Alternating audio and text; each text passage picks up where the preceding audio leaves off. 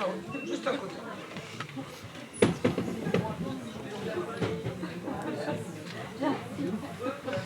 Pour notre dernière sortie. Ça fait trop drôle l'année prochaine.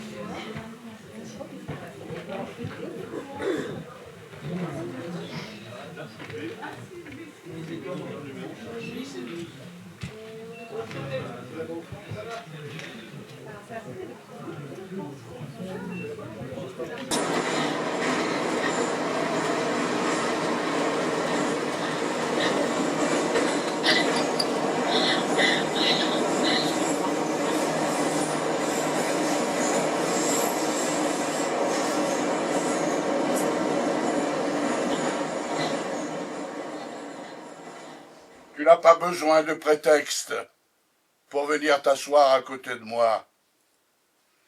Tous ces sièges sont libres et personne ne peut prétendre avoir réservé cette place que tu convoites. Alors, ne te pose pas de fausses questions. Non, ne te pose aucune question.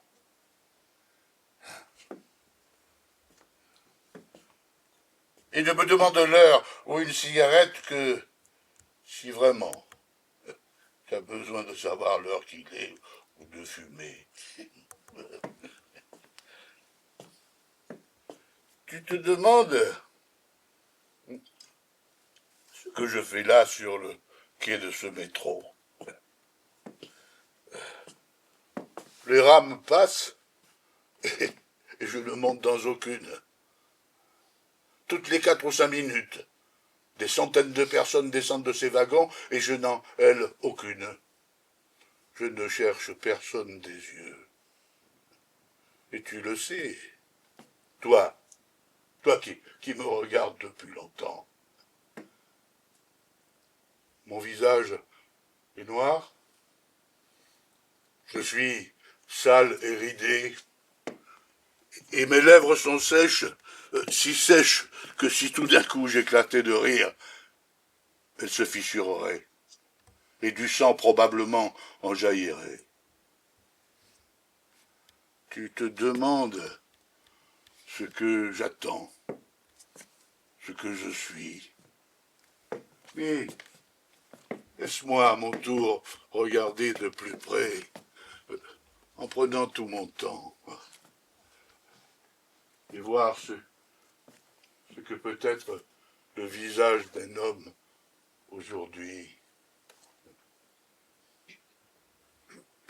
N'aie pas peur, je ne suis qu'un vieillard. Mes yeux sont fragiles. D'avoir trop longtemps scruté l'obscurité et cette petite lumière bleutée du néon qui clignote me brûle l'iris.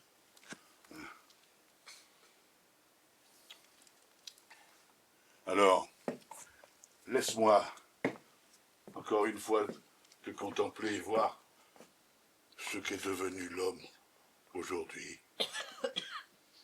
Il n'y a plus de boue. Et tu es pâle. Si pâle que si je voulais, je pourrais enfoncer mon doigt dans ta joue et en percer la surface. Cette lumière électrique ne tanne-t-elle pas la peau comme le soleil? Maintenant, tu t'inquiètes et tu te demandes ce que peut bien vouloir ce vieux. Oui, oh, je sais. Mais ne me regarde pas ainsi. Non. Tu voudrais me poser une question ou même plusieurs, mais tu ne peux pas. Mon visage et ma voix te font peur. La vieillesse de ma peau te répugne-t-elle? Oh, ne t'inquiète pas, je rajeunirai. Ne t'inquiète pas, camarade, je vais tout te raconter. J'ai enfin trouvé la cité dont je suis. Je suis né d'abord. Et j'ai ensuite erré à la recherche d'un endroit à ma taille, et je ne l'ai trouvé que maintenant, très longtemps après, à l'instant presque de mourir. Mais maintenant je sais. Je sais, je peux dire que je suis né pour New York. Mais ne t'inquiète pas, je vais tout te raconter. Mais écoute bien, car sous le faisceau de cette lumière bleutée, tu vas entendre l'histoire d'Olysos le Furieux.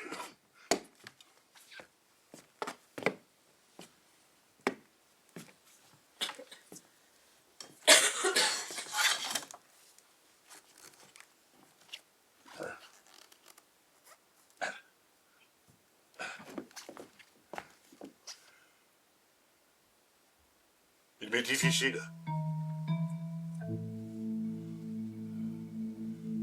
Difficile de me rappeler de ma terre natale. Car nous vivons ici dans une ville de lumière, où les trottoirs bitumés sont jonchés d'ordures, de canettes de bière et de papier sale, où les hommes se pressent par milliers, et où les voitures du matin au soir rugissent pare-choc contre pare-choc, dans des crissements de pneus impuissants. Alors que là-bas, il n'y avait qu'une poignée d'hommes et de femmes. Il m'est difficile de me souvenir de ce village, car le temps a passé. J'ai fait un somme de plusieurs siècles. Un clignement de paupières à peine, et New York est né. Et ces grands tournesols de verre sont sortis de terre et ont plongé mon village au fin fond de l'histoire.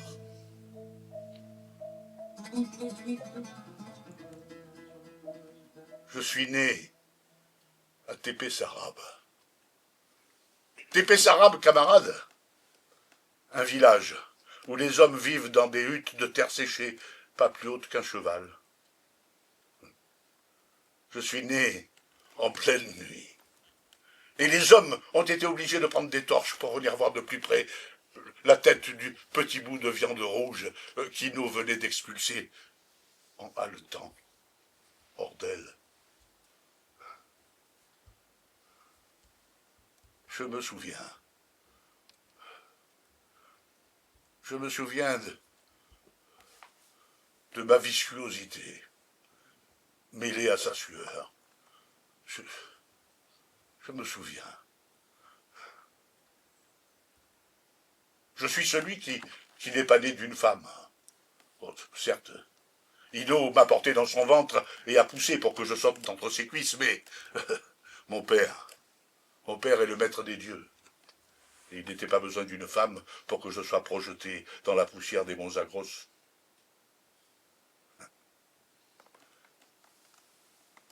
De ces premières heures, je garde en mémoire le visage d'Ino, fatigué et livide. Ah, Ino. Tépé-Sarab, un petit village entouré de mulets et de corbeaux.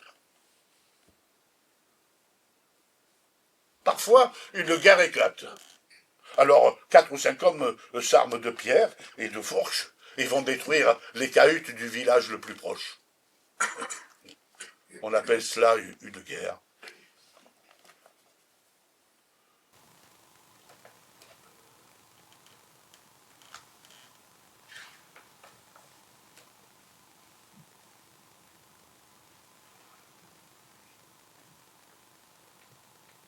Ino, dans une dernière contraction fiévreuse,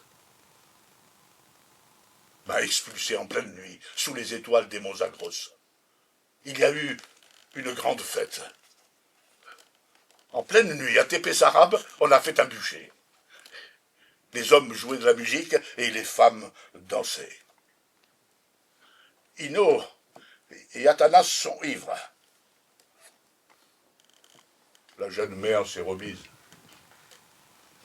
Les sueurs de ses contractions ont vite séché et c'était il y a à peine 2 heures et elle n'y pense déjà plus. Non, non, elle veut jouir et danser. Et Athanas, le père de chair, veut hurler et boire.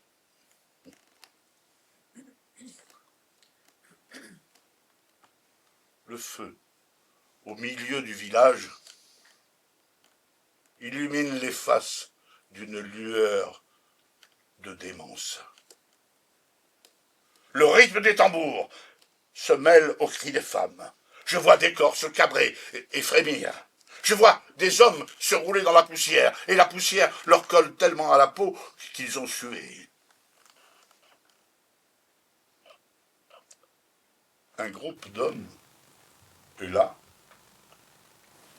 qui ne danse pas. Personne ne sait d'où ils sont venus, on ne les connaît pas ici, ils ne parlent à personne. Et ceux de Tépès arabes sont trop soûls pour s'inquiéter de cette présence incongrue en pleine nuit dans les monts Zagros. Ils ne dansent pas, ni ne boivent, ils ne parlent à personne. Ils regardent le nouveau-né et je vois que ces hommes-là ne sont pas de Tépès arabe.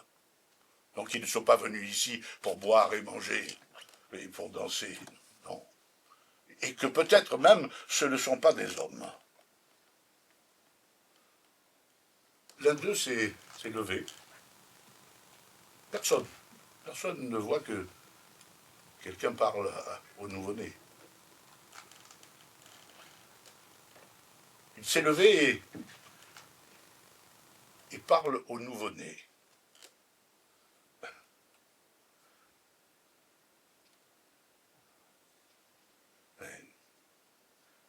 Je les vois à quelques pas de moi.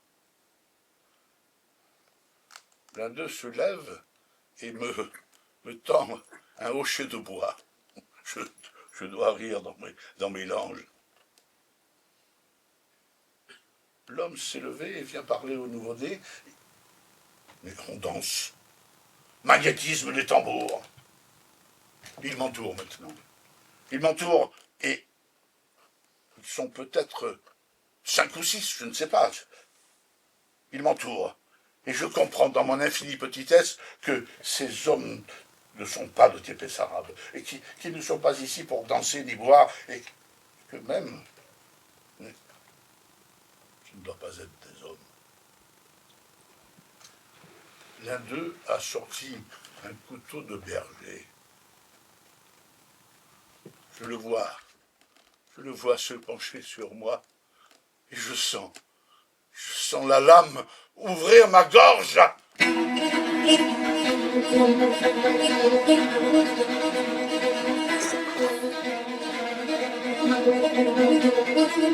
Et ce n'est pas fini. Il rit maintenant, ils m'ont tué. Sur les lances qu'Ino avait gentiment disposées autour de mon petit corps, des taches de sang forment une violente mappemonde.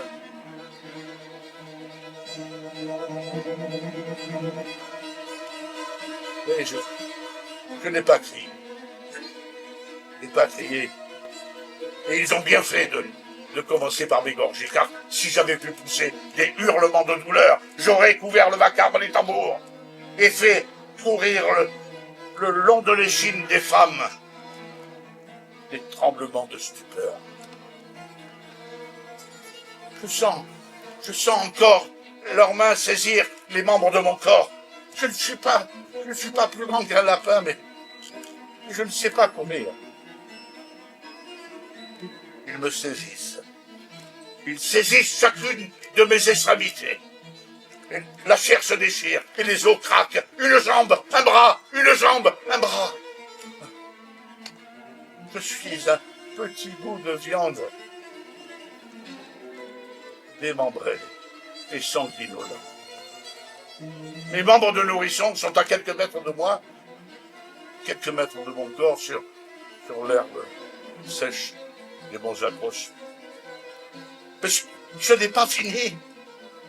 Ces hommes qui n'étaient pas de stépès arabe et qui n'ont ni mangé, ni bu, ni dansé, voulaient à leur tour, une fois le travail accompli, faire la fête. Alors, ils ont rassemblé les lambeaux de chair et ils les ont fait bouillir dans un chaudron de cuivre. Ils les ont laissés mijoter.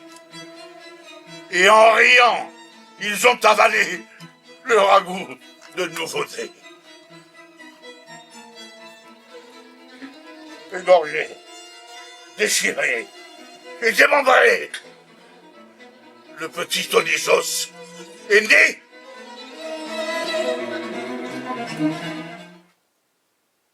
Mais les imbéciles, dans leur démence, avaient oublié le cœur. Et avec le cœur, mon père, qui est le maître des dieux, et qui a entendu les cris que je n'ai pas poussés, de ses mains d'argile, m'a fait naître à nouveau.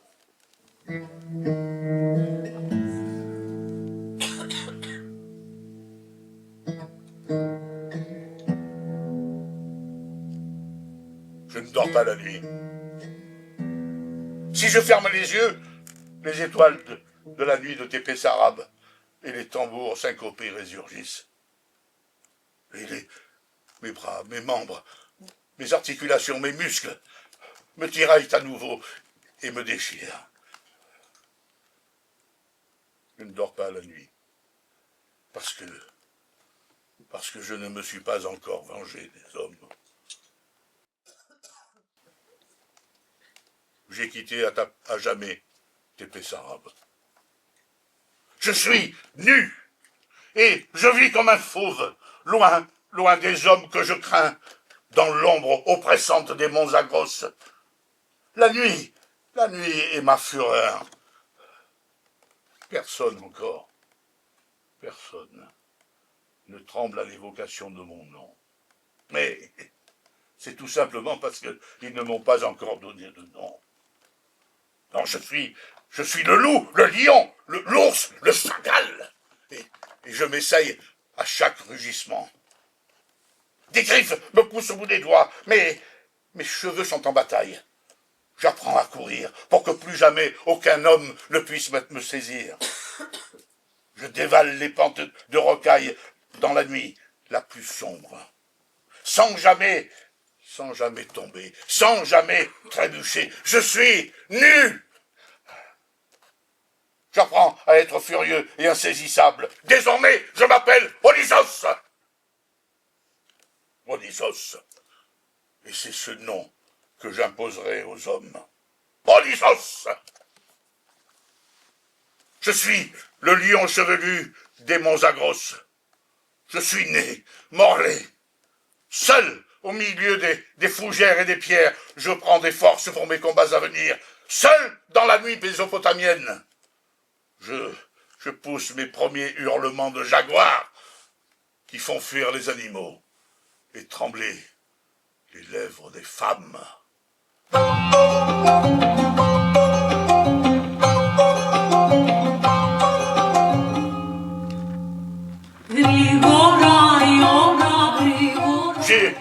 J'ai longtemps pensé à ma vengeance et à ces hommes qui n'étaient pas de Tépès arabe et qui étaient venus un soir de fête pour démembrer le nouveau-né.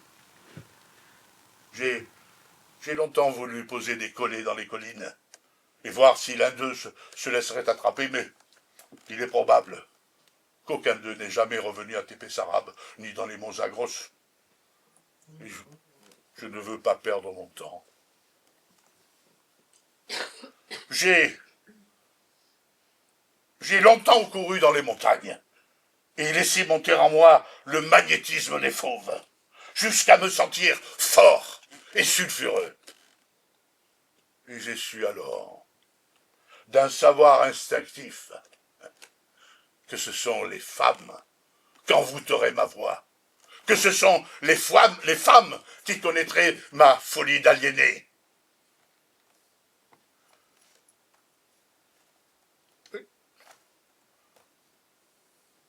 J'ai alors hanté les faubourgs, et la nuit, et les villageois ont eu à s'habituer à ma présence. Ils ont commencé à parler de moi. Et certains m'avaient aperçu un soir furtivement. Les récits ont commencé à se construire. Ils se sont demandé qui était cet homme à moitié nu qui venait les provoquer jusque la nuit, jusqu'aux portes et aux frontières de leur village. Et si c'était un homme ou autre chose, bête ou esprit. Personne n'a songé aux petits nourrissons écartelés. Lorsque j'ai senti que ma présence s'imposait à eux, malgré eux, je me suis approché encore un petit peu. Et j'ai parcouru les rues et frôlé les fenêtres de leurs abris. Et j'ai poussé mes premiers hurlements, longs et douloureux, comme une femme qui accouche ou un animal qui meurt de faim. Les mères ont appelé à elles leurs enfants peureux pour les serrer contre leur ventre. Il m'a suffi de quelques nuits. Alors, les femmes ont senti monter en elles, au fond de leur ventre, dans leurs entrailles, dans leur corps, une chaleur incandescente. Cela ressemblait à la chaleur du vagin. Mais cette brûlure nouvelle ne connaissait pas d'apaisement. Les hommes et les femmes, surtout, je les tiens éveillés. Toute la nuit. Elles ne dorment pas et n'appellent pas à elles leurs enfants peureux, non. Tout contact avec un être de chair leur devient maintenant insupportable. Elles tremblent et veulent et roulent des yeux de feu. Je continue. Elles sortent maintenant, car l'appel est trop fort. Elles se lèvent la nuit, à l'insu de leur famille, et déverrouillent les portes. Elles sortent. Je les emmène. Une horde de furie danse autour de moi. Je constitue mon armée. Elles sont nues et se saisissent les cheveux à deux mains. Tout ébouriffé, tout écarquillé de jouissance. Elles dansent et font trembler les roches des monts Zagros. Oui, c'est une musique étrange. Oui. Et les danses sont violentes. Les hommes ont peur. Ils disent que la bête des montagnes a le pouvoir de les rendre folles, de rendre folles leurs femmes. Mais ils n'ont pas tort. Comme il fallait manger, j'ai chassé certaines nuits. Les bêtes que j'ai égorgées, je les ai dépecées et j'ai offert ces lambeaux de chair rouge à la bouche de mes femmes. Leurs dents étaient baignées de sang et elles rayaient de démence. Femmes de chair, femmes de foutre. Elles dansent, et de tout leur corps, le déhanchement ne cesse qu'à l'aube. J'essaye de les contenter toutes, mais les forces vives s'épuisent parfois, et je dois devant leur appétit les laisser se caresser de leurs doigts de femme. Les hommes, d'abord, se sont révoltés. Mais ils ne peuvent rien. Les hommes, alors, se sont ennuyés. J'ai laissé cet ennui les subjuguer complètement et les tenir éveillés. Les alourdir dans leur journée jusqu'à ce qu'ils n'aient plus le cœur à aller travailler. Jusqu'à ce qu'ils ne chassent plus, ni ne mangent plus, ni ne boivent. Je tenais leurs femmes, je les tenais par leurs femmes, et ne les lâcherai plus. Au fil des jours, les villages se sont appauvris, et tous ces braves bergers sont devenus des crève-la-faim. Je tenais mon armée, une cohorte de va-nu-pieds, prête à tout, affamés. Ils sont venus aussi, laissant derrière eux les bêtes, leurs couches, leurs champs, tout. Ils sont venus avec moi dans les montagnes et Onisos a eu son armée.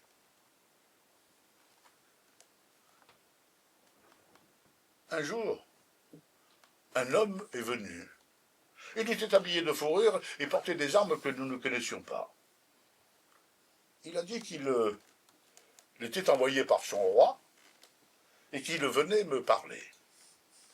Nous avons compris qu'il venait nous annoncer que les Kassites s'étaient révoltés.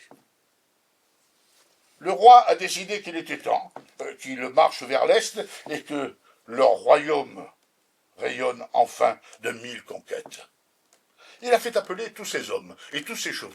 Il a fait tailler des lances pour tous ses guerriers et tailler des arcs pour tous ses guerriers. Il paraît que dans le royaume des Kassites,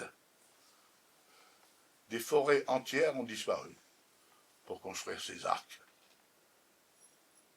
Ils se sont soulevés et approchent dans une grande colonne cacophonique qui souffle.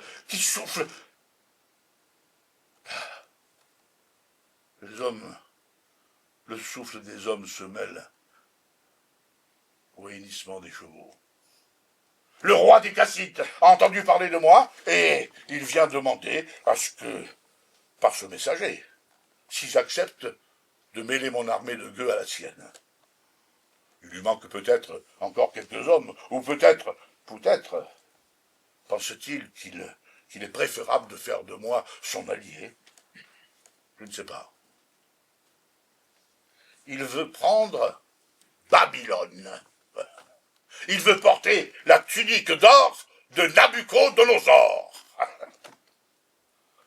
Je dis à l'homme en fourrure que nous serons dans la bataille, et je dis à mes camarades que nous allons descendre des monts Zagros et nous ruer dans la plaine du pays des deux fleuves, comme une coulée de lave vivante. Et je leur dis que les Kassites ne sont rien, et que nous pouvons gagner cette guerre seuls, s'il le fallait. Je leur dis que les murs de Babylone vont trembler.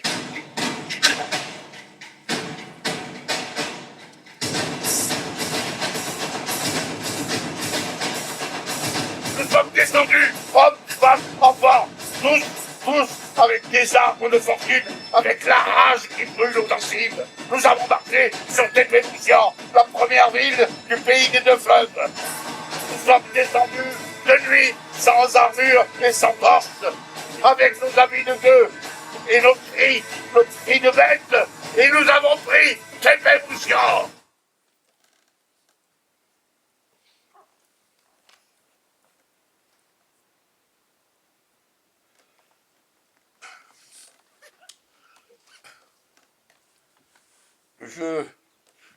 Je me suis travesti pour l'occasion, pour que l'on ne me prenne pas pour un de ces grands conquérants superbes. J'ai peigné mes cheveux comme le font les femmes et j'ai mis sur mon visage les couleurs qu'elles mettent pour charmer les mâles. J'ai le visage sain, les traits efféminés. On dirait une vraie putain.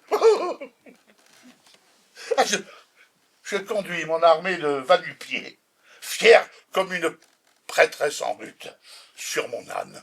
Je suis le seul à posséder une monture, les autres vont à pied. Je suis belle, mais je tue sans frémir.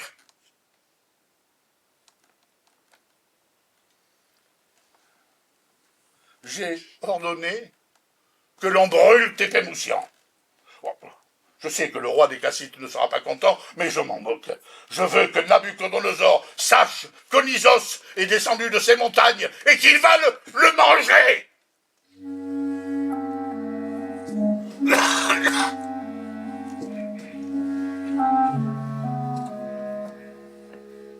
Babylone dorée.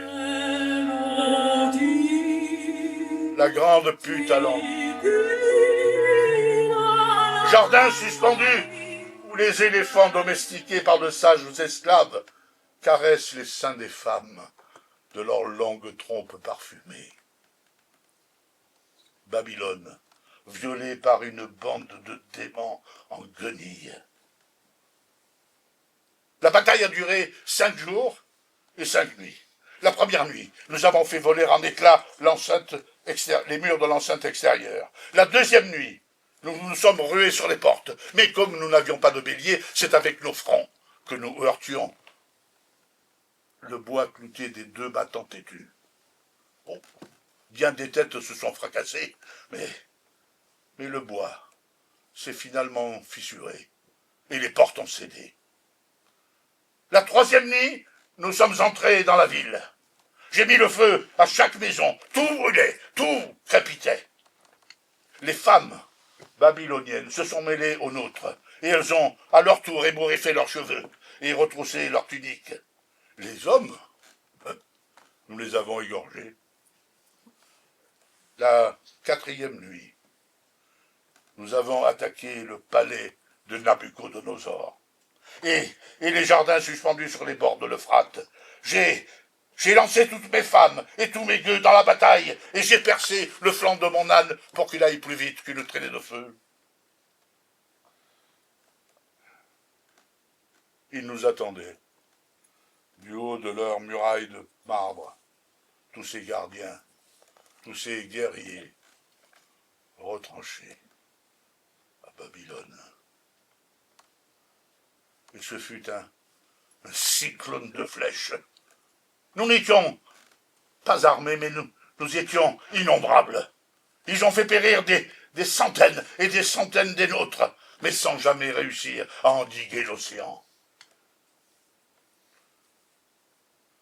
La 5e nuit, j'ai déambulé seul dans les couloirs du palais de Nabuchodonosor. Seul! Et j'ai su alors que j'avais vaincu. Il y avait tant de cadavres et tant de corps qu'il était impossible de pouvoir dire qui était babylonien, qui était cassite ou qui n'était rien. Mon armée est décimée. Le roi des Kassites a toujours pris soin de me faire charger en première ligne. Oui, il croit avoir gagné. Il croit être indomptable et terrifiant. Mais il se trompe. Car le nom maudit, le nom que les femmes de Mésopotamie désormais prononcent en tremblant, c'est celui de Zagreus. Zagreus. Et c'est le mien. Onisos s'est essayé à la guerre avec une armée de femmes et de vauriens. Et Onisos a fait tomber Babylone.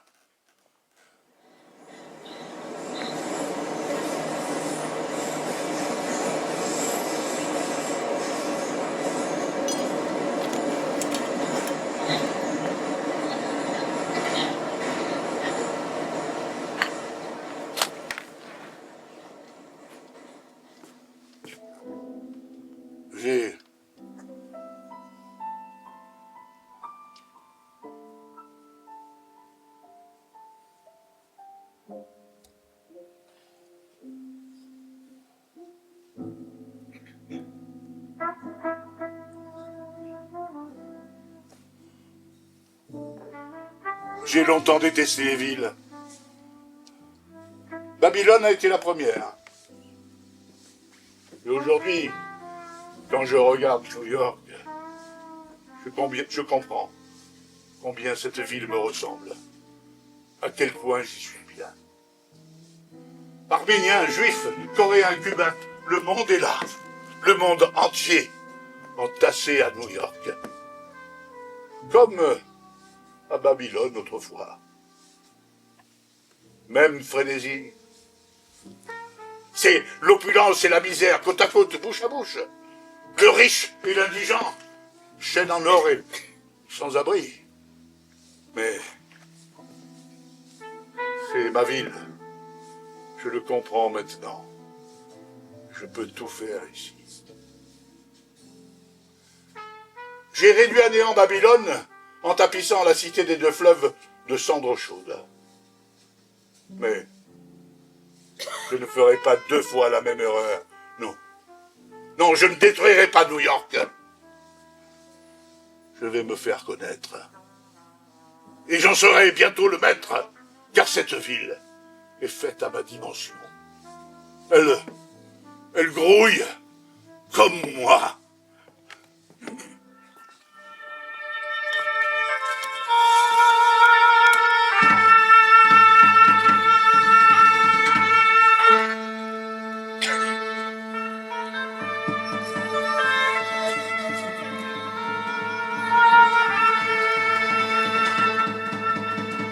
Babylone était tombée.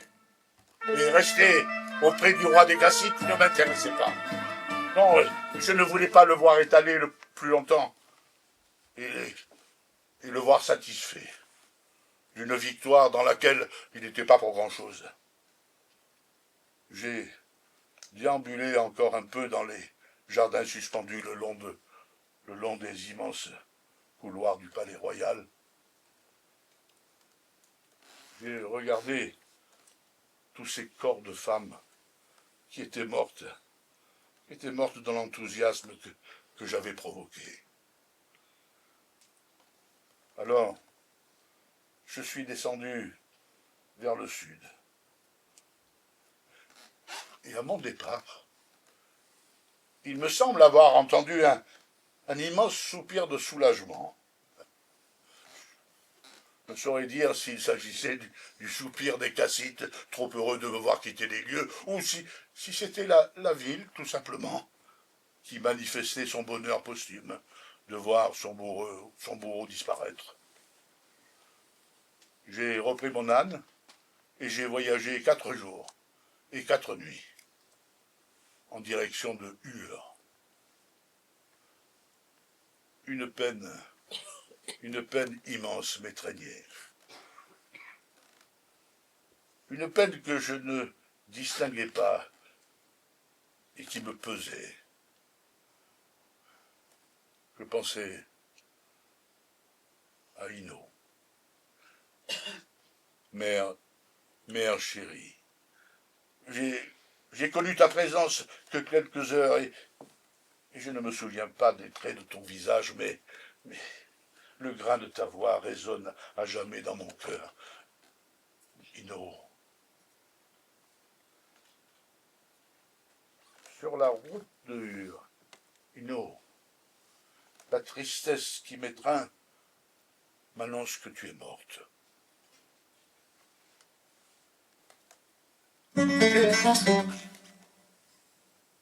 J'ai chevauché 4 jours et 4 nuits. C'est dans le faubourg de Ur que j'ai rencontré Prosnos. Je traversais ces rues de gangrène et de fièvre lentement, parce que j'aime bien ces faubourgs hors la loi. Je me sens chez moi. Un attroupement fiévreux me bloqua subitement la route. On criait partout, la foule se pressait. Bruit de bagarre et de lynchage. Jubilation sadique des hommes contre les hommes. Je me fends un passage dans la tourbe et les brigands. Un homme est là, qui gesticule et fait des moulinets avec ses bras. Il vomit d'ignobles injures à la cantonade. 3 paysans l'encerclent, qui veulent le frapper et le faire saigner. Il est ivre-mort. Et pour répondre à leurs menaces, il se débraguette et veut pisser sur les assaillants. Les paysans profitent de cet instant pour le saisir et le rouer de coups. Alors je sors un couteau, encore tout ensanglanté de mes combats babyloniens, et je hurle qu'on laisse le pauvre bougre en paix. Les trois peureux hésitent, me regardent avec méfiance et finissent par s'incliner. Ils crachent une dernière fois sur l'ivrogne et s'en vont. C'est comme cela que j'ai rencontré Proskounos.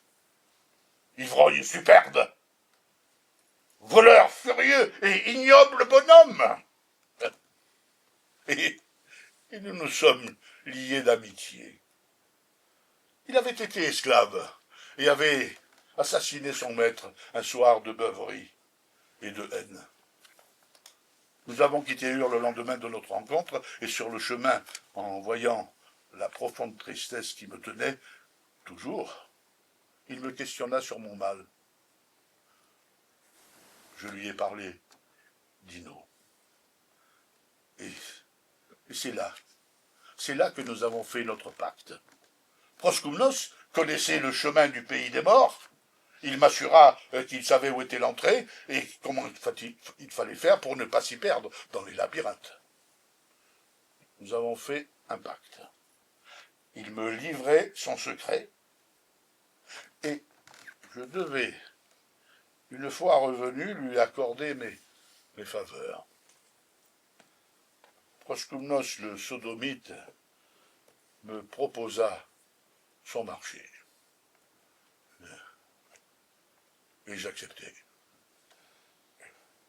Nous sommes partis de Ur par la porte ouest et nous avons fait chemin vers l'Arabie. À travers le royaume araméen, à travers le grand désert de sable infatigable. Je ne me souviens plus combien de temps dura ce voyage. Et nous étions deux petits points têtus, perdus dans le désert.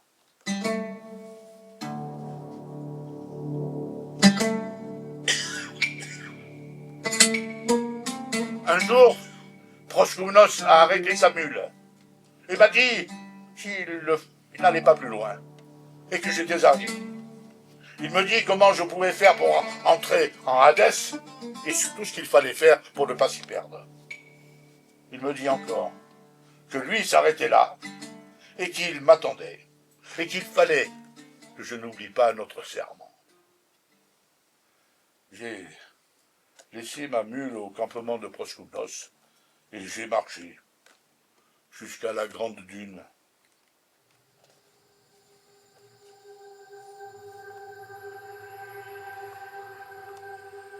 Je ne dirai rien de ce que je vis là-bas. Grottes et souterrains, remplis d'ombre et de mâchoires, pièces immenses, pleines de morts, entassées depuis tant de siècles, et pièces immenses, encore vides pour les morts à venir.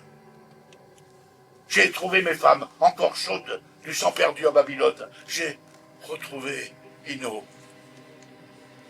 Mais elle n'a pas pu me parler, et mes yeux pleuraient tellement que je n'ai pas distingué son visage. J'ai vu le pays des morts et ses millions d'alcôves creusées pour les urnes. J'ai vu tout cela de mes yeux. Et mes yeux porteront à jamais le voile de ce pays d'ombre et de suaire. Je suis remonté à la terre. Le soleil se levait. Harassé par cette nuit d'enfer, je me suis traîné jusqu'au campement. Mais j'ai trouvé Proskounos froid. Froid dans sa couche. Il était mort. de maladie, de fièvre, ou de solitude, je ne sais pas. Mais il était mort, froid comme une statue de marbre, pauvre Proskoumnos, mon ami, mon camarade. Je n'ai pas oublié mon serment, et je veux m'acquitter de ma part. Alors, au milieu du désert, de sable et de rocailles, j'ai fait pousser un figuier. Car cela fait partie de tout ce qu'il m'a été donné possible de faire. Et lorsque le figuier a été haut et robuste, j'ai cassé une de ses branches, la plus longue et la plus solide. Et c'est avec elle, Proskoumnos, que j'ai rempli mon serment et ma promesse. Le figuier sodomite du désert d'Arabie sera là encore longtemps pour dire que le serment d'Onisos et de Proskoumnos n'a pas été rompu. Mais j'étais seul à nouveau. Alors j'ai laissé le sable recouvrir lentement le corps de mon ami, et je suis parti sur mon âne d'aimant vers l'est, jusqu'à cette mer qui clôt le désert, et je me suis plongé dans la mer Rouge. L'eau sur mon corps a lavé les taches de sang séché et les rigoles de sueur. L'eau sur ma peau a étanché la soif de tous mes muscles, et j'ai bu par toutes les pores de ma peau.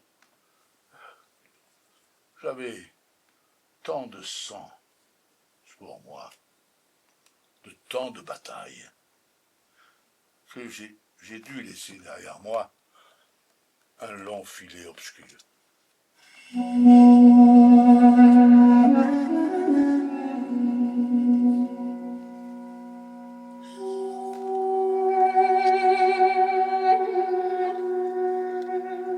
Sur les bords du Nil, je crois, j'ai été heureux. Aujourd'hui, je repense à cette vie de fuite et de poussière, à cette vie d'essoufflée que j'ai menée, sans jamais pouvoir m'installer nulle part. Car partout où j'allais, les hommes prenaient les armes pour me combattre et me chasser. Je repense à cette vie qui ressemble à la longue charge d'un taureau. Et je peux dire que c'est sur les bords du Nil que j'ai connu les instants paisibles et lumineux qui font de la vie d'un homme parfois un pari gagné.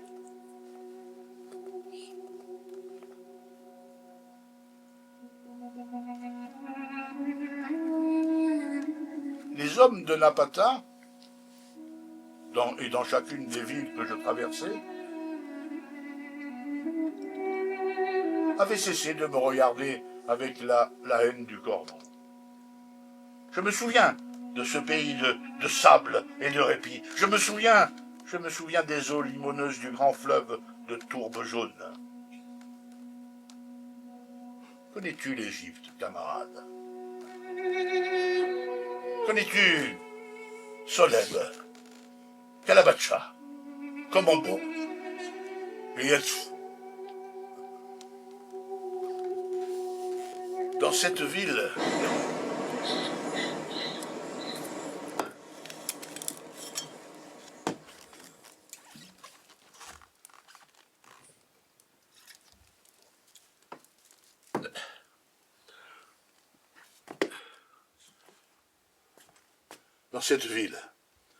où nous sommes aujourd'hui, toi et moi, il n'y a rien qui évoque les couleurs de ce pays.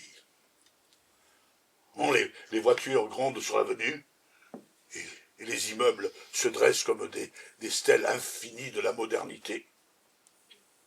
Le visage des hommes est blafard et fatigué. Ah! Et la ville entière est plongée dans une odeur de fumée et de friture. Ah! Alors que là-bas,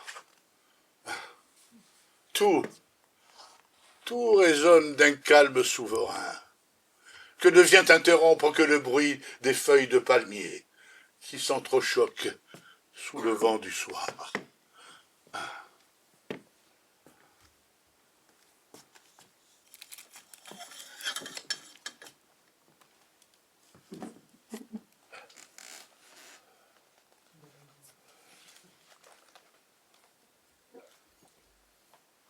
J'ai souhaité que le Nil soit le Lété d'Orient et que je puisse m'annihiler dans ces eaux plates, oubliant mes blessures et mes haines, oubliant mon nom et oubliant Babylone. J'ai passé les 5 cataractes, le tropique du cancer et les nécropoles de Luxor. J'étais seul et je jure que je n'ai rien fait que marcher, saluant peut-être parfois d'un geste humble de la tête ceux que je croisais et qui labouraient sur le bord de la route leurs champs immergés. Mais je n'ai rien fait. Et pourtant, après Abydos, je me suis aperçu qu'un nuage de poussière me suivait. Je me suis retourné et j'ai attendu pour voir s'il s'agissait de l'escorte de quelques pharaons. Mais non. C'était une horde silencieuse de femmes empoussiérées que j'ai vues arriver et qui, d'aussi loin qu'elles m'ont reconnu, elles se sont arrêtées tour à tour, sans m'approcher plus avant, sans approcher leur dieu de chair. Elles étaient mes fidèles, les pieds meurtris par la marche, la gorge sèche et les yeux rougis du soleil. Elles étaient mes misérables femmes. Elles avaient abandonné leur village pour suivre cette silhouette chevelue qu'elles avaient rencontrée sur la route. Leurs hommes ont crié, certainement, mais elles n'ont pas répondu. Leurs enfants ont pleuré, certainement, mais elles n'ont pas répondu. Je comprends aujourd'hui, sur les bords du Nil, que je suis Onisos et que cela ne peut s'effacer. Toutes ces femmes me le rappellent. Alors, à Abydos, je me suis arrêté. J'ai fait un énorme feu sur les bords du grand fleuve Pharaon et j'ai invité mon armée de princesses en haillons à venir danser et rire. Chacun de nous était en feu. Le sable du désert crépitait, le sable du désert égyptien crépitait de centaines de milliers d'étincelles. Et le son de nos cris gutturaux et bestiaux s'est entendu jusqu'au bord de la Méditerranée. Onisos, l'incendie d'Onisos a repris.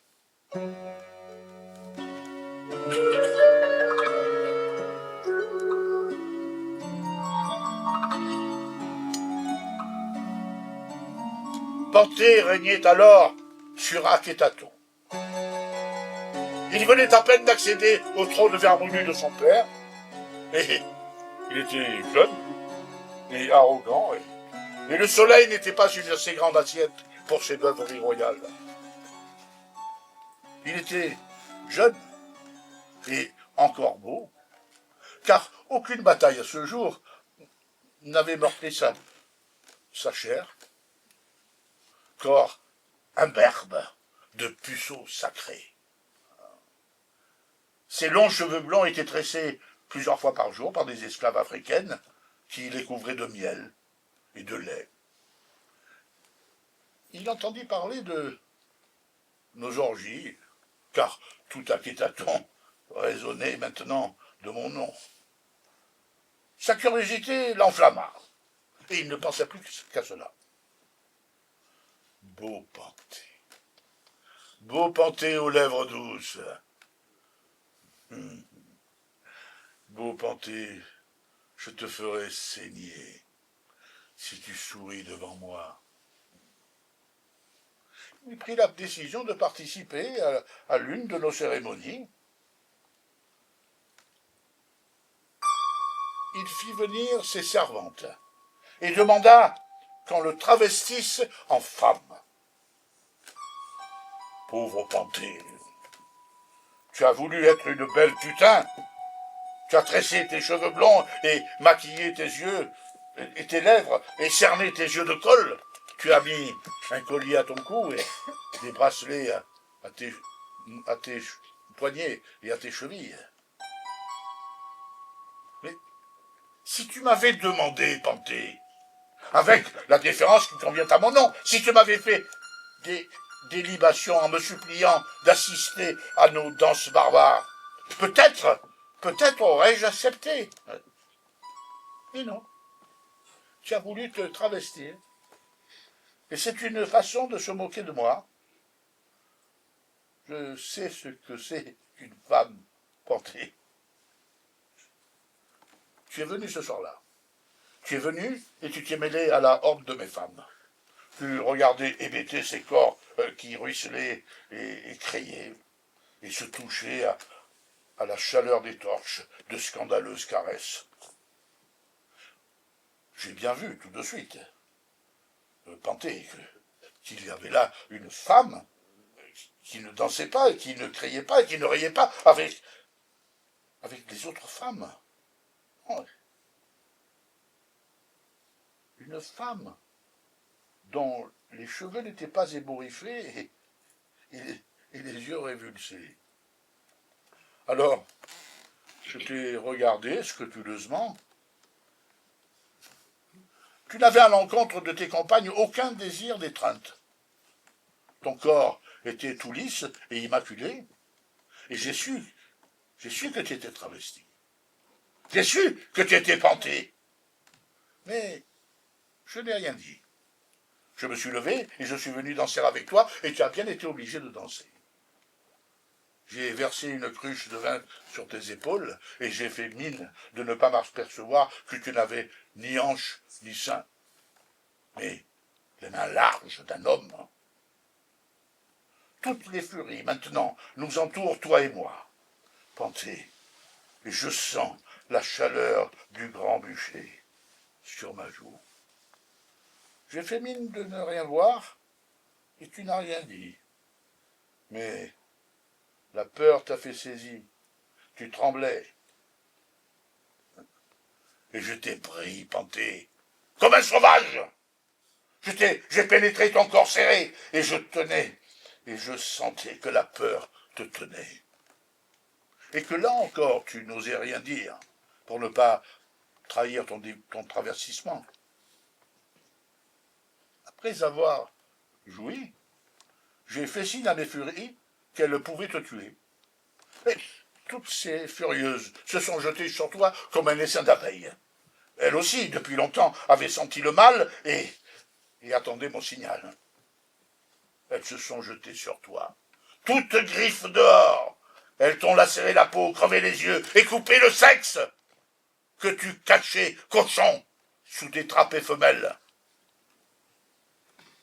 Corps lacéré, corps déchiqueté, elles t'ont démembré, Panthée, de leurs 1000 ongles tranchants, et elles sont dansées pieds nus dans tes viscères. J'ai joui plus de 20 fois cette nuit-là, et dans 20 femmes différentes.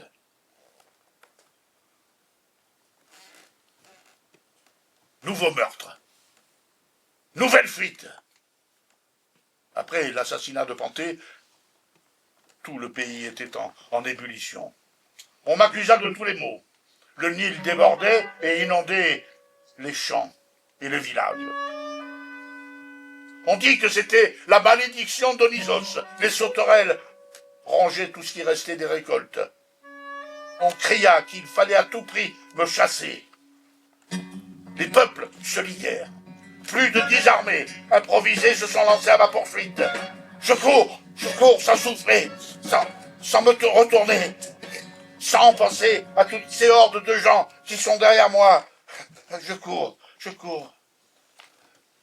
en toute hâte, sous le soleil. J'ai quitté l'Égypte. J'ai couru jusqu'au mont Nebo. J'ai couru jusqu'à atteindre les monts Gelboé et le mont Tabor. Et là seulement arrivé en Galilée, je me suis retourné et j'ai pu constater la distance parcourue. Sur les bords du Nil étaient perdus. Je ne voyais plus les murailles d'Akhetaton ni celles de Masada, non. J'avais fui. Et je sais aujourd'hui que mes heures les plus heureuses sont restées là-bas, embourbées comme un tronc d'arbre sec dans la tourbe limoneuse du grand fleuve jaune.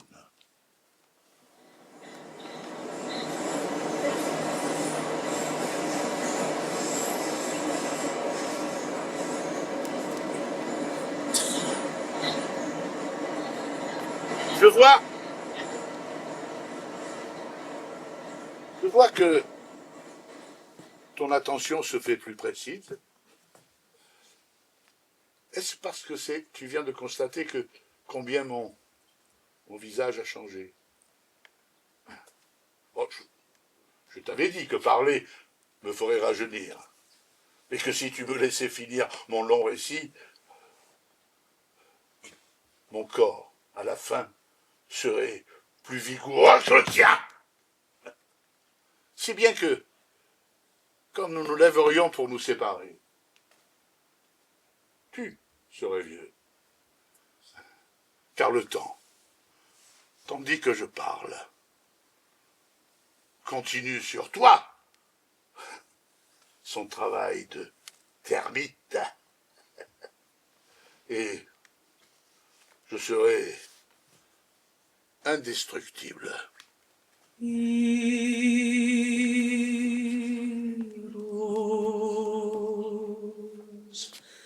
angelos,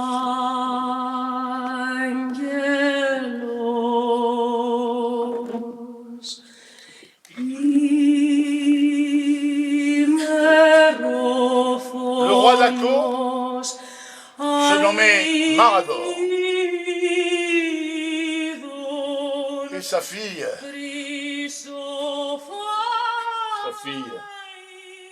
Séléna.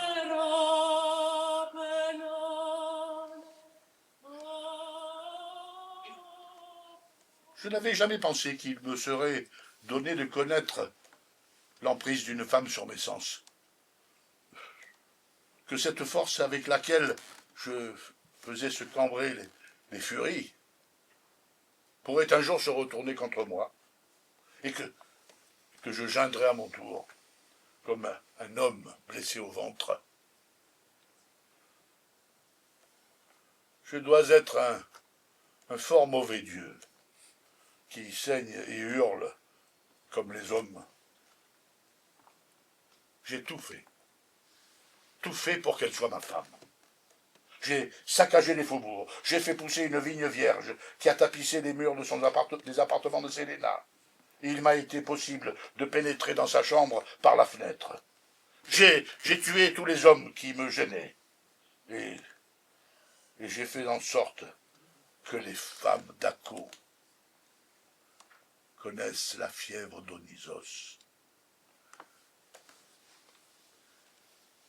Et qu'elles se réunissent toutes, au beau milieu de la nuit, sur les places et les avenues, se masturbant avec des branches de myrte.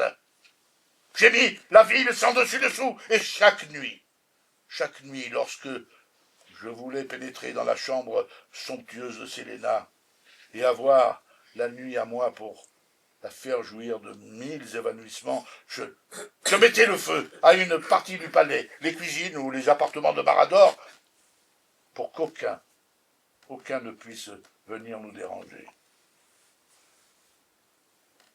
Séléna ne disait rien. Elle veillait sur mon corps comme une nourrice sur le nouveau-né qui tète le sein. Et nous faisions l'amour. Nous faisions l'amour alors que partout autour de nous, les hommes se battaient contre les crépitements imprévus d'un nouvel incendie. J'accepte ta voix, Célina, comme seule musique pour me faire danser. J'accepte tes deux seins comme seule vague pour me faire chavirer. Encore aujourd'hui, je suis un vieillard perdu sur les quais de ce métro new-yorkais. Encore aujourd'hui, je ferme les yeux et ton corps surgit dans ma cécité. Je me souviens de chacune de nos cambrures.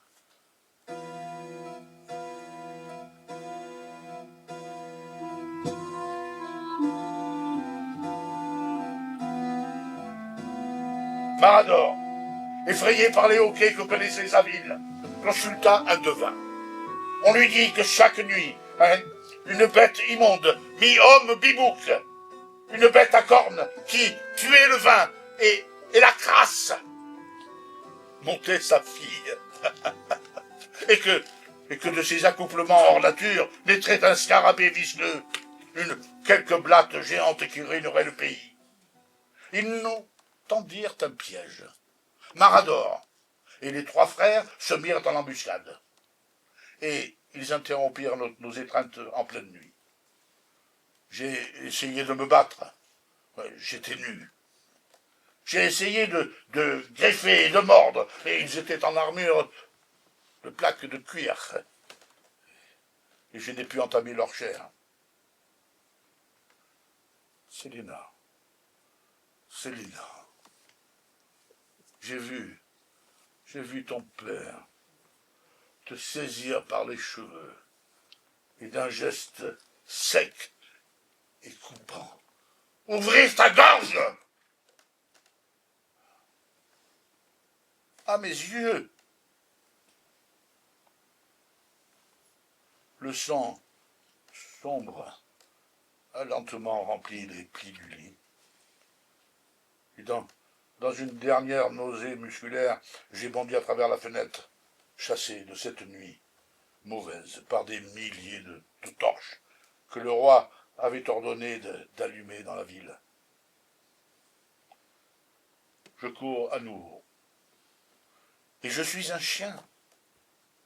Célina, je maudis ces hommes et leurs bras de tueurs. Je maudis cette ville et j'en ferai ma Carthage. Marador a fait des funérailles à Célina. L'enfant de porc. Il a organisé dans toute la ville 2 jours de deuil pour pleurer la perte de sa fille chérie. Et j'ai su, à l'occasion, que ma vengeance m'était offerte. Et je suis revenu, travesti en vieille femme. Je suis revenu et je me suis mêlé à la foule des badauds qui se pressaient autour du cortège funèbre. Ils étaient tous là. Le souverain aux mains de sang, les 3 frères, tous là, tous, avec à leur suite leurs hommes, les hommes d'Aco, dans leur tenue d'apparat. Je me suis concentré, jusqu'à réunir en moi toutes mes forces d'homme et de Dieu. Et de toutes mes forces, j'ai fait monter dans le corps des femmes une sève furieuse. J'ai hurlé d'un long cri blessé pour que Marador sache que j'étais là. Des milliers et des milliers d'oncles sont venus lacérer les flancs des hommes du cortège. Une foule de furie, comme une lame de fond, a englouti la procession. Cercueils, hommes, chevaux, tout. Tous ont disparu dans la marée incontrôlable. La femme égorgeait son époux, l'amante greffait son amant. Il n'est pas impossible que Séléna elle-même, à cet appel, se soit levée et se soit jetée sur son père, agrippée à son cou par ses jambes et ses bras, comme un insecte lui dévorant le nez et le visage de sa bouche affamée de morte. Ce n'est pas impossible. Je ne suis pas resté. J'ai vu Marador et ses 3 fils périr dans cette nuée furieuse, et cela me suffisait. J'ai marché jusqu'au port, laissant derrière moi tous les cris étouffés des bagarres. Le cercueil de Séléna avait chaque et j'ai vu une dernière fois son visage livide me sourire pour cette vengeance sanglante. J'ai marché jusqu'au port. Je suis monté dans une barque et j'ai quitté la terre de Séléna.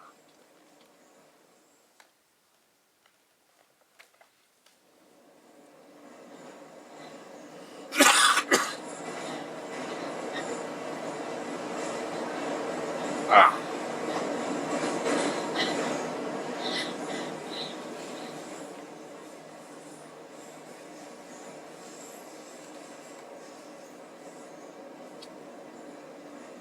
Regarde cet homme. Regarde cet homme sur le quai d'en face. Regarde-le. Il est là depuis des heures et ses yeux sont vitreux. Il sue alors qu'il ne fait pas chaud. Un homme est passé qu'il a payé. Un homme qui n'est pas un de ses amis, car il ne l'a pas salué, non. Il l'a payé. Et l'autre lui a remis au fond de sa main ce qu'il attendait depuis toute une journée. Il est soulagé maintenant. Ses yeux sont enflammés et il sourit bêtement. Il se pique le bras sans se soucier des gens qui passent.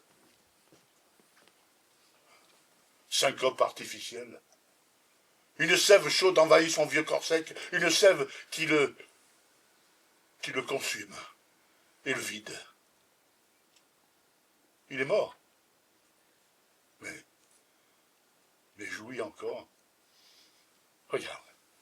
Regarde cet homme.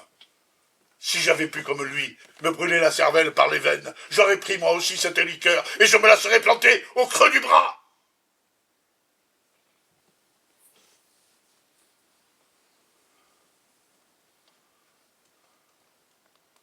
Mais j'étais seul sur une barque,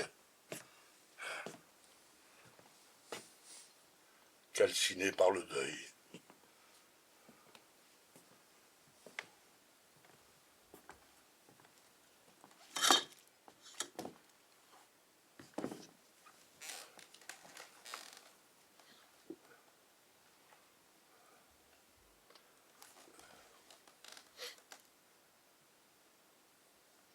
Et c'est sur cette barque que j'ai commencé à vieillir.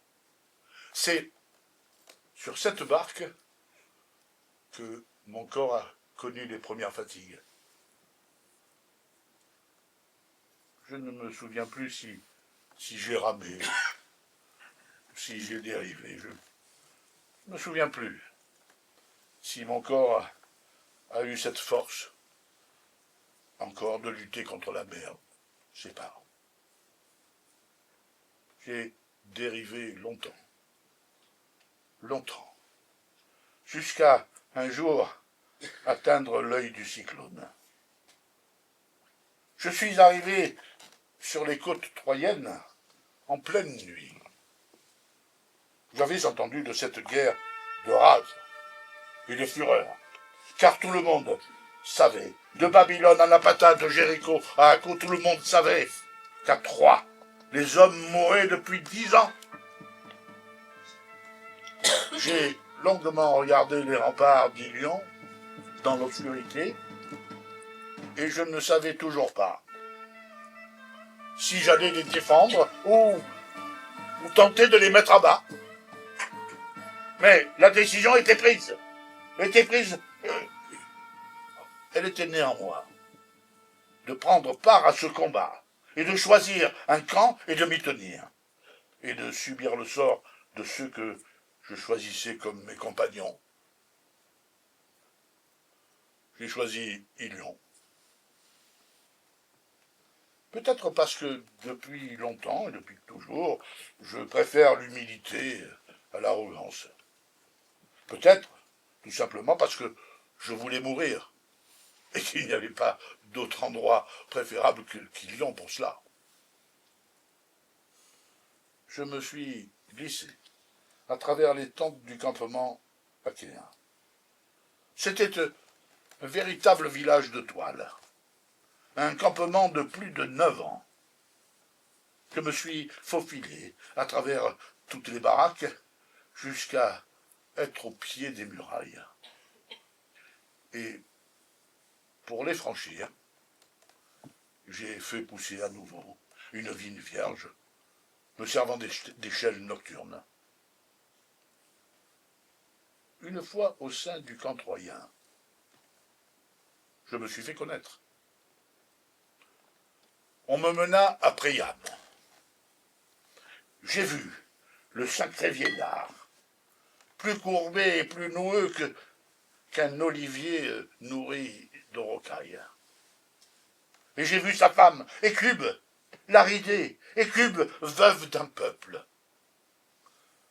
Je n'oublierai jamais la tristesse altière de cette femme, sans apprêt, ni bijoux, mais lumineuse. Elle m'a regardé longuement, puis elle est descendue de son trône et est venue me serrer dans ses bras de vieille femme. Elle pleurait doucement. Elle m'a dit qu'elle pleurait pour ma peine. Et ajouta-t-elle, un homme qui choisissait ainsi le camp des vaincus devait avoir en lui et au fond de son ventre une peine immense. Écube l'épuisait, superbe. J'ai vu Hector et ses frères, j'ai vu Cassandre et Andromaque. Je les ai tous regardés longuement, sans rien dire, et j'ai su que tout cela allait mourir, et même de quelle mort chacun d'eux périrait. Priam le vieux m'a annoncé que l'assaut des Achéens était pour demain. Cet assaut serait le dernier. Ils étaient exsangues. Mais chacun d'eux ne voulait pas se soustraire au combat. 9 ans de guerre, et la défaite au bout. Priam ajouta que demain serait un jour de mort, et qu'il fallait jouir de cette dernière nuit. Alors, il demanda à ce que l'on me rende hommage, qu'on rende hommage à l'homme, à l'hôte que j'étais. On décida une fête dans les palais de Priam. Écube et ses filles chantèrent, et nous bûmes le doux alcool de l'oubli. Mais j'avais envie, à mon tour, d'offrir à ces hommes admirables un gage de mon admiration. Alors je me suis levé au milieu des convives, et d'un geste de la main, j'ai fait cesser les musiques et les danses et les chants. Je me suis mis bien au centre de la pièce, pour que chacun puisse me voir et m'entendre, et j'ai joué. Je n'avais jamais fait cela auparavant. Je ne sais même pas d'où l'idée a pu me venir, mais je crois que L'idée a dû naître en voyant le vieux visage des cubes. Et c'est là que j'ai su ce qu'était le théâtre. Au milieu des Troyens, j'ai joué tour à tour. Hécube, la mère meurtrie. Hector, traîné dans la poussière. Cassandre, enchaîné. J'ai joué pour eux et j'ai fait tous les rôles. Et tous ainsi ont pu savoir quelle serait leur mort de demain. Les Troyens eux-mêmes ont découvert le théâtre. La veille de leur mort, j'ai joué la chute de Troie et le massacre incendiaire des Achéens. Ils tous pleuraient, mais les larmes de cette nuit avaient la douce saveur du soulagement. Et celui qui pleurait pour sa femme, son père, son frère, celui dont je mimais la souffrance, lui disait aux siens de ne pas pleurer. C'était comme d'apprivoiser la mort et de partager une dernière fois la douce quiétude d'être ensemble. Et puis, le matin est venu, chacun était prêt.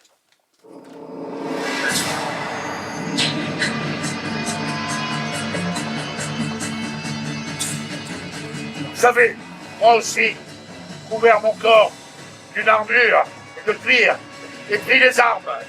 Les hurlements barbares des Achéens montèrent jusqu'au campement et envahirent le ciel encore rouge de la nuit. Ils étaient innombrables, une vague immense de piques et d'épées, une armée infinie de guerriers assoiffés. Le combat dura tant que vécut un Troyen. Au cri des combattants s'ajoutaient les pleurs des femmes, les hurlements des femmes.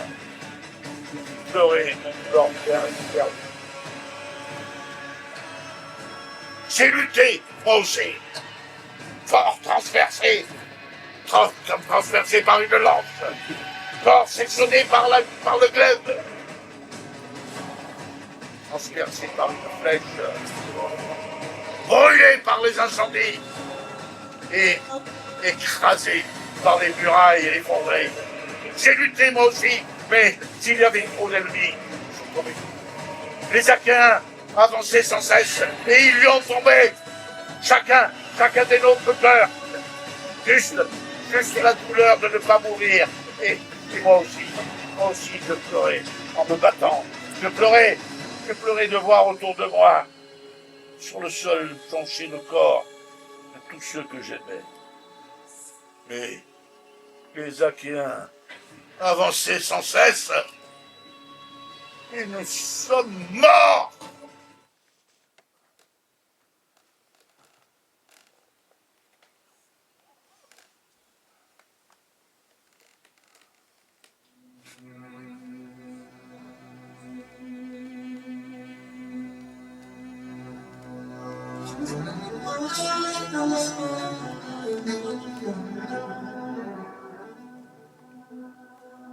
Sin arrimo y con arrimo.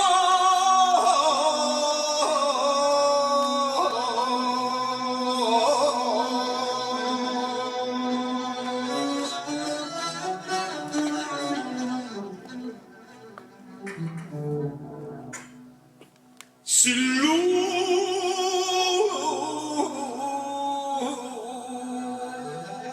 y a oscuras viviendo.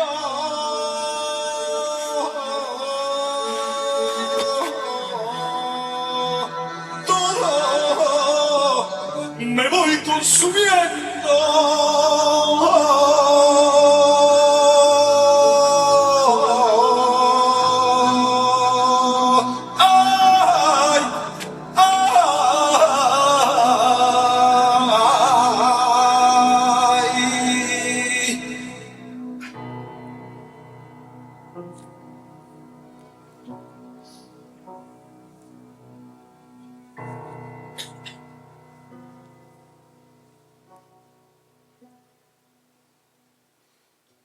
le jour se lève,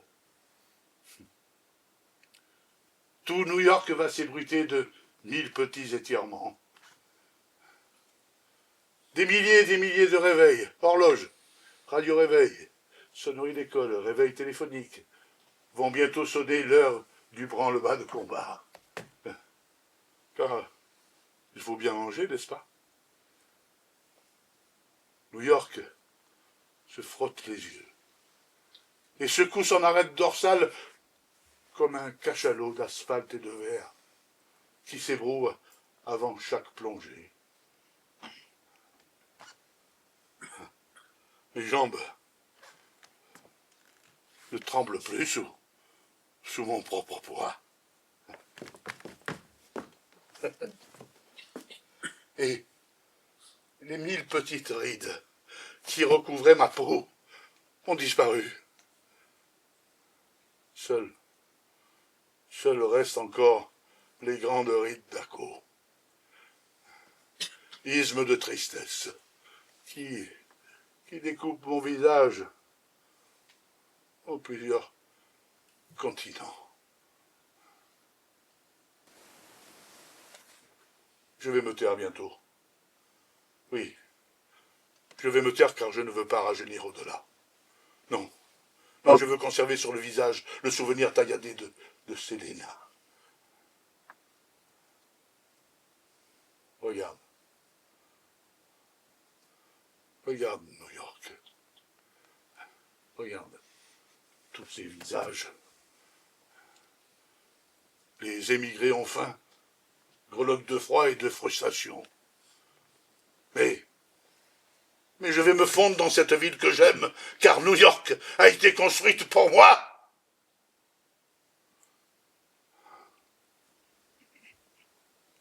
Je pourrais te dire que je n'ai jamais été aussi fort, et que mes compagnons n'ont jamais été aussi nombreux. Je pourrais te dire que je suis le plus puissant des dieux, et c'est vrai, car mes hommes se comptent par millions. Je pourrais te dire que je suis Olysos et que j'ai le pouvoir de magnétiser toutes ces femmes à nouveau, afin que la nuit ne soit plus ce qu'elle est, un œil mort, afin que la nuit grouille et crépite, afin qu'on ne puisse plus passer dans ces rues sans entendre à chaque fenêtre, dans chaque chambre, les cris secoués de jouissance.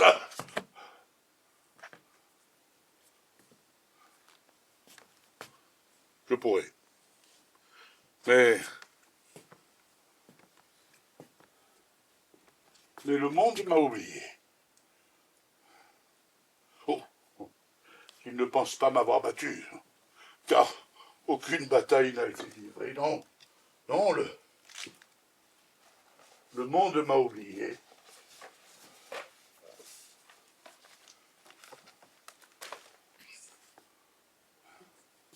Mais peu importe. Je choisirai le jour où me rappeler à sa mémoire. Et ce sera mon triomphe.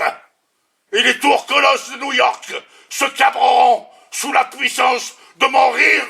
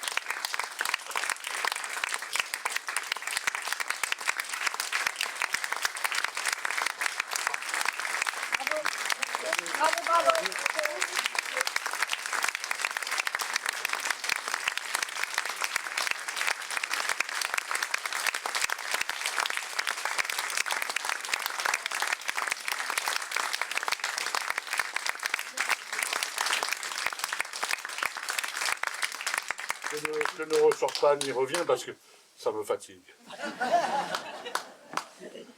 Oui.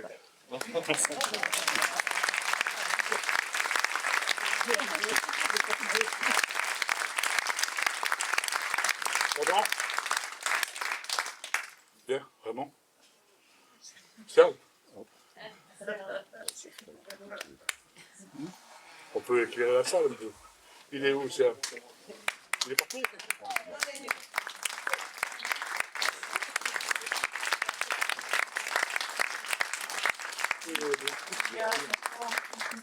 Non, je veux simplement 2 secondes que tu viennes, que vous veniez tous les deux. Parce que j'ai à l'un et à l'autre donné des remerciements. Et des... Voilà. Donc bon, ben, je vais commencer par faire.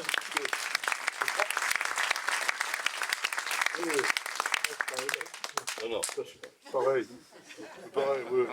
De toute façon, bon, on a un Sicilien d'un côté et un Corse de l'autre, donc. Et au milieu aussi.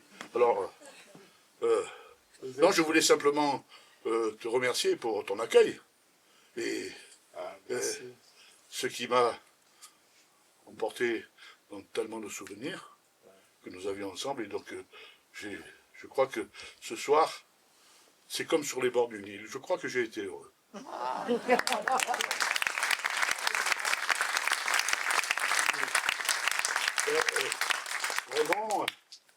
Vraiment, je le remercie pour tout le travail de mise en scène qu'il a fait. Tout ce travail autour de cette lecture qui, de seconde en seconde, de minute en minute, ne se privait pas pour amener ce qu'il appelle très souvent des joliesses. Vous voyez, c'est ça, hop, oh, ça c'est une joliesse, entre autres. Et donc ça, c'est une merveille de travailler avec des gens comme ça parce que vous vous laissez pousser. Et puis, bon, et puis après, bien sûr, le texte est tellement extraordinaire que, où on se plante complètement. Ça marche. Où on se régale, c'est ce qu'il dit l'autre soir. Voilà. Chaque fois que je lis ce texte, je me régale. Et alors à le jouer, n'en parlons pas. Voilà, je voulais avoir ces petits mots pour vous, en remerciement, et puis bien sûr, tout le travail en régie, qui a découvert ce matin tout ce qu'il y avait en régie, et Dieu sait s'il y en a, hein, entre les minutes et le reste. Et donc, merci beaucoup, ça a été d'un soutien extraordinaire. Parce que c'est vrai qu'on a dit, tout à l'heure, il est venu me dire on va démarrer, et je te souhaite bon voyage. Et il dit ce voyage, on va le faire ensemble. Oh, magnifique.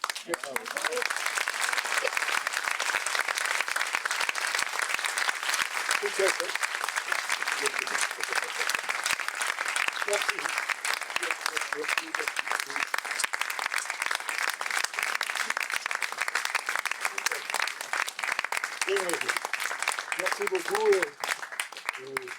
Je vais me laver.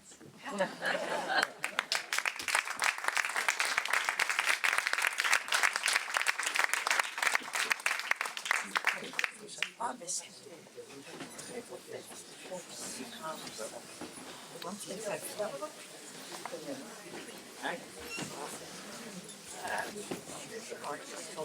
C'est